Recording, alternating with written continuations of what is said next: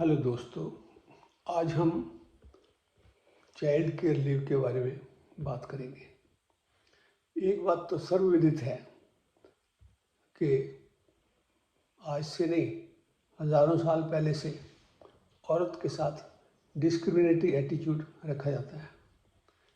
सारा काम घर का औरत करेगी, बच्चों को औरत पालेगी, आज ये सिर्फ बाहर का काम करेगा या बैठ के हुक्म चलाएगा। आजकल जब औरतें और आदमी दोनों जॉब करते हैं, नौकरी करते हैं, तब भी औरत को घर का काम आके तो करना ही पड़ता है। एक स्टडी के हिसाब से औरत जो है घर के अंदर आदमी से 600 गुना ज़्यादा काम करती है घर के अंदर, जिसके लिए इसको कोई तनख्वाह, कोई सैलरी नहीं मिलती। उन्होंने कहा कि एक औरत 571 मिनट तक घर में अनपेड सर्विस करती है, बिना किसी तनख्वाह के काम करती है। तो इस तरह से औरत का काम कितना ज़्यादा है, आप इसका अंदाज़ा लगा सकते हो। घर में भी आपने सबने देखा होगा कि बच्चे का लालन पालन औरत करे, बच्चे को बड़ा औरत करे।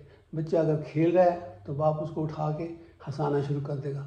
जो ही उसने रोना शुरू किया वो माँ को पकड़ा देगा, इसे चुप कराओ भाई, ये रो रहा है। इस तरह से सारा काम, सारा बोझ औरत के ऊपर डाला जाता है। औरत को नौकरी करने का अधिकार भी पहले नहीं था। मुझे ध्यान है कि एक लड़की जो बहुत पढ़ी लिखी थी, इंजीनियर थी, उसको देखने के लिए लड़के वाले आए और लड़के का बाप कह रहा था कि हमें तो जी घर में काम करवाने के लिए चाहिए, हमें तो नौकरी करवानी नहीं है। लड़की पीछे खड़ी सुन रही थी, तो वो सामने आ गई। उन्होंने कहा अंकल फिर आप कोई काम वाली ढूंढ लो, आपको तो नौकरी करवानी नहीं है, तो आपको तो काम ही करवाना है, तो उसके लिए मेरी क्या ज़रूरत है, कोई काम वाली मिल जाएगी आपको काम करने के लिए। तो ये एटीट्यूड है आम तौर पे व्यक्ति आदमियों का, जो कि बड़े गर्व से कहते हैं हमने तो नौकरी करवानी नहीं है, हमें तो घर का काम करवाना है, घर के काम के लिए रखनी है। तो बोला औरत को नौकरी करती है, अगर उस नौकरी करती भी है तब भी घर का काम ज़्यादा करना पड़ता है। आजकल तो कुछ हस्बैंड्स जो हैं मदद करने लगे हैं, लेकिन नॉर्मली घर का काम सारा औरत ही संभालती है। तो इस तरह से औरत के प्रति जो डिस्क्रिमिनेशन है ये आज से नहीं है, ये शुरू से ही चला आ रहा है। और इसी बात को ध्यान में रखते हुए 1948 में यूनाइटेड नेशंस ने ह्यूमन राइट्स डिक्लेरेशन पास किया, डिक्लेरेशन ऑफ ह्यूमन राइट्स, और उसके आर्टिकल 1 में ही ये कह दिया कि ऑल आर बॉर्न इक्वल, सभी बराबर पैदा हुए हैं और सभी को बराबरी का अधिकार है। और उसी के आर्टिकल 25 में उन्होंने कहा कि चाइल्डहुड एंड मदरहुड, ये इन दोनों को स्पेशल ध्यान रखने की ज़रूरत है। तो ये तो 1948 में पास करना पड़ा यूनाइटेड नेशंस को। इससे इसका क्या मतलब हुआ, इससे पहले तो पूरे संसार में ही डिस्क्रिमिनेशन था, पूरे संसार में ही औरतों की कोई ख़ास कदर नहीं थी। फिर हमारा जो संविधान है 1950 का, इसके 1950 के संविधान में इस बात का खास ख्याल रखा गया कि औरत और आदमी की बराबरी रखी जाए। आर्टिकल 14 है, आर्टिकल 15 है, आर्टिकल 19 है, आर्टिकल 21 है, ये सब बराबरी की बात करते हैं। ये कहते हैं कि आदमी और औरत बराबर है, और इसी का ध्यान रखते हुए औरतों का गवर्नमेंट नौकरी भी मिलनी शुरू हो गई है बराबरी के लेवल पर। अब आपने देखा होगा कि हमारे हिंदुस्तान में औरतें पुलिस में हैं, औरतें फौज में हैं और बड़े बड़े अहदों तक पहुंची हुई हैं। औरतें IAS IPS हैं, औरतें एग्जीक्यूटिव ऑफिसर्स हैं, तो बड़े बड़े अहदों पर पहुंची हुई हैं। फिर भी नौकरी तक तो पहुंच गई, लेकिन कुछ जिम्मेवारियाँ ऐसी हैं जो अभी भी उनके ऊपर पड़ी हुई हैं, जो उनकी स्पेशल नीड्स हैं, जिनको हम कहते हैं कि उनकी स्पेशल ज़रूरतें हैं। जैसे चाइल्ड बर्थ तो अब ये तो औरत के साथ जुड़ी हुई चीज़ है, इसको तो औरत को ही निभाना पड़ेगा, इसमें तो आदमी कुछ कर नहीं सकता। तो चाइल्ड बर्थ में उसको कन्फाइंड भी रहना पड़ता है बेड में, बीमार बच्चे को ध्यान रखने के लिए 2-3 महीने के लिए छुट्टी भी लेनी पड़ती है। तो क्या फिर उसको छुट्टी अगर मिलती है और उसको तनख्वाह नहीं मिले तो इसका मतलब तो उसकी बराबरी तो ना हुई। और कई लोग छुट्टी भी नहीं देते, पहले तो छुट्टी भी नहीं देते थे और उसको रिज़ाइन करना पड़ता था, तो फिर बराबरी कहाँ रही। तो औरत को उसकी जो स्पेशल नीड्स हैं उनकी वजह से अगर उसे नौकरी से छोड़ना पड़े तो बराबरी तो ख़त्म हो गई। तो इस बराबरी का ध्यान रखते हुए अब ये 1961 में जाके मैटरनिटी बेनिफिट एक्ट पास किया इंडिया में, और उससे पहले यूनाइटेड नेशंस ही इन चीज़ों को इनिशिएट करती है। यूनाइटेड नेशंस ने एक वो थी convention on convention against discrimination against women, जो औरतों के खिलाफ डिस्क्रिमिनेशन है उसके खिलाफ कन्वेंशन थी। और उस कन्वेंशन ने उसने सभी मेंबर स्टेट्स को कहा कि अपने उन्हें जाके ऐसे कानून बनाओ जो औरत और आदमी को बिल्कुल बराबरी का हक दे। तो उसी के स्वरूप, उसी के फलस्वरूप हमारे कॉन्स्टिट्यूशन के अंदर मैंने कहा 1950 में रखा गया ये बराबरी का प्रावधान, और 1961 में मैटरनिटी बेनिफिट एक्ट पास किया, जिसके तहत औरत को अगर वो जॉब करती है तो उसको 3 महीने की मैटरनिटी लीव मिलेगी। मतलब चाइल्ड बर्थ के लिए कुछ टाइम उससे, चाइल्ड बर्थ से पहले और कुछ टाइम उसके बाद, टोटल 3 महीने की विद पे नौकरी, विद पे छुट्टी मिलेगी। ये उसकी आम छुट्टियों में नहीं कटेगी, इसका उसमें गिनती नहीं होगी उसके, जो उसको आम छुट्टियाँ मिलती हैं उनमें, ये उसको स्पेशल लीव मिलेगी। तो ये 1961 में पास हुआ। उसके बाद जो सरकारी नौकरी में हैं औरतें, उनको तो ये मैटरनिटी लीव मिलने लगी। चाहे किसी तरह भी सरकारी नौकरी हो, चाहे वो IAS क्यों ना हो, चाहे वो फौज में क्यों ना हो, चाहे वो पुलिस में क्यों ना हो, ये मैटरनिटी लीव तो उसको मिलेगी। मैटरनिटी लीव में से उस बच्चे का लालन पालन होता है।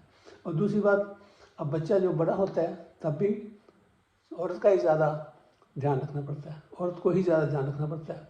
आदमी, आपने देखा होगा घरों के अंदर भी कि औरत जब बच्चे को संभाल रही है और बच्चा अगर खेल रहा है तो बाप ले लेगा, उसको खिलाता रहेगा। जो ही ने रोना शुरू किया वो माँ को पकड़ा देगा, ये पकड़ो भाई ये रो रहा है।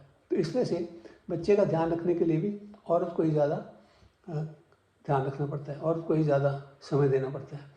अब औरत को समय ज़्यादा देना पड़ता है तो वो नौकरी भी करे, बच्चे का ध्यान भी रखे, सब कुछ करती है और खुशी खुशी करती है, क्योंकि अगर उसकी नौकरी चल रही है तो उसे कोई प्रॉब्लम नहीं।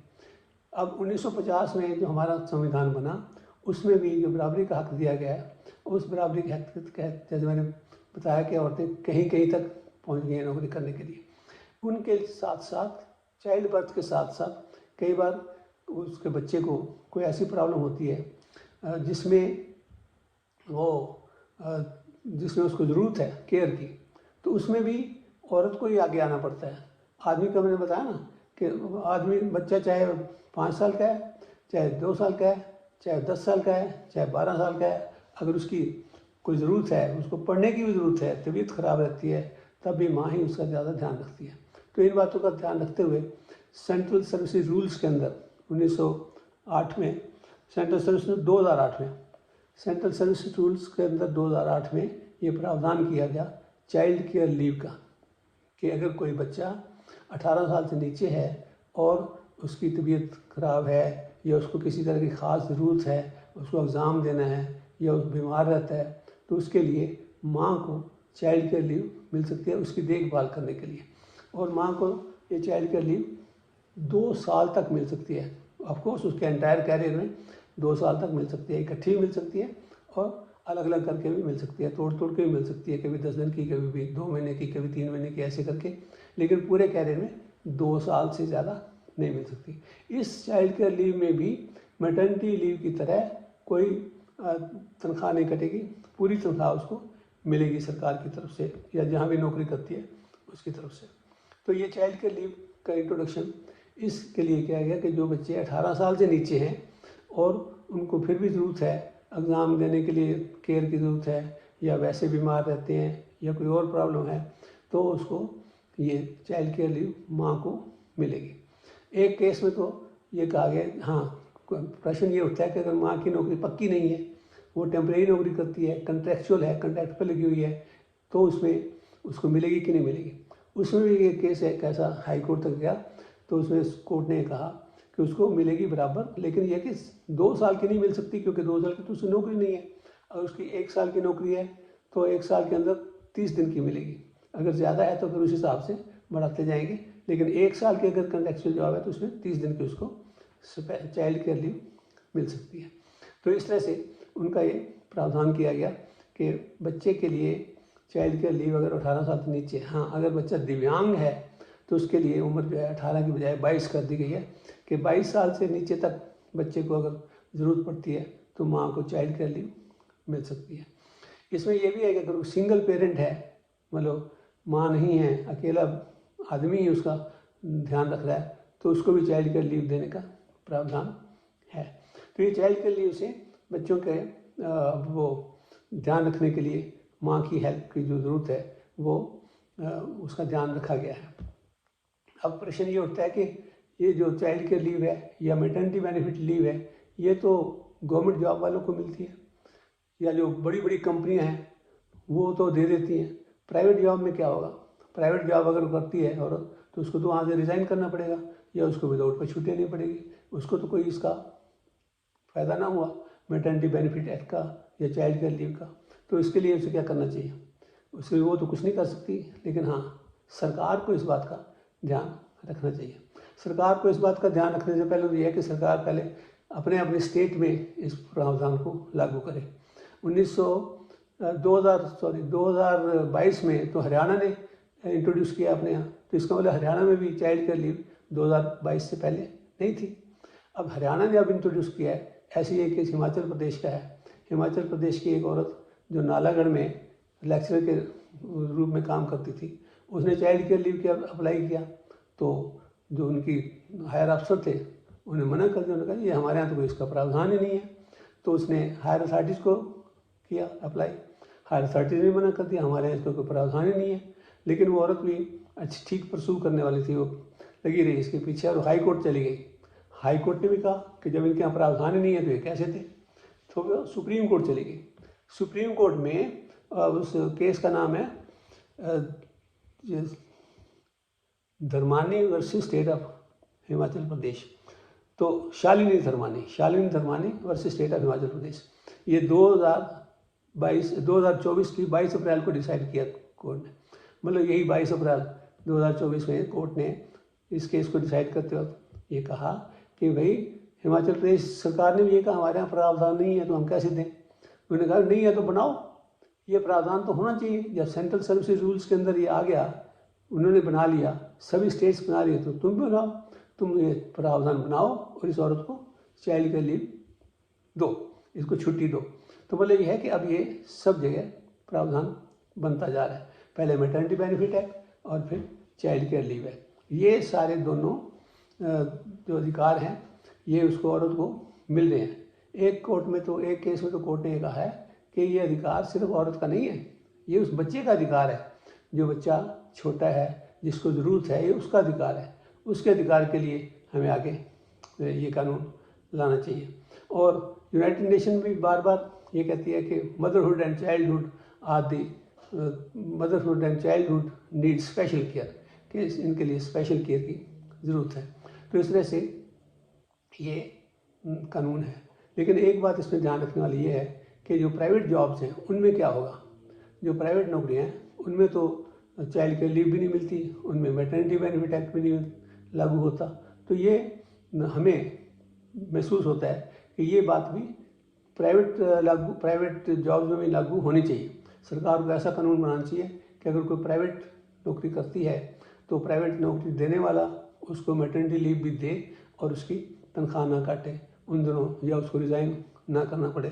तो इस प्रावधान के साथ ये तभी औरतों के अधिकार की पूरी प्रोटेक्शन होगी और औरत को पूरी बराबरी का हक तब मिलेगा जबकि वो अपने नेचुरल स्पेशल नीड्स के साथ साथ आदमी के बराबर रह के काम कर सके, वो भी उसकी बराबरी के साथ जिंदा रह सके, पूरी इज्जत के साथ रह सके और उसको हर बात के लिए डिपेंडेंट ना होना पड़े, वो अपना पैरों पर खड़ी हो सके। और उसको ये जो कुदरत की तरफ से चीज़ें मिली हैं चाइल्ड बर्थ की या बच्चे का ध्यान रखने की, इसका भी स्पेशल ध्यान रखा जाए। इतना ही मैंने आज के लिए कहना था। और अगर आपको कोई कमेंट हो तो आप क्वेश्चन करके पूछ सकते हैं या मैसेज करके पूछ सकते हैं। धन्यवाद।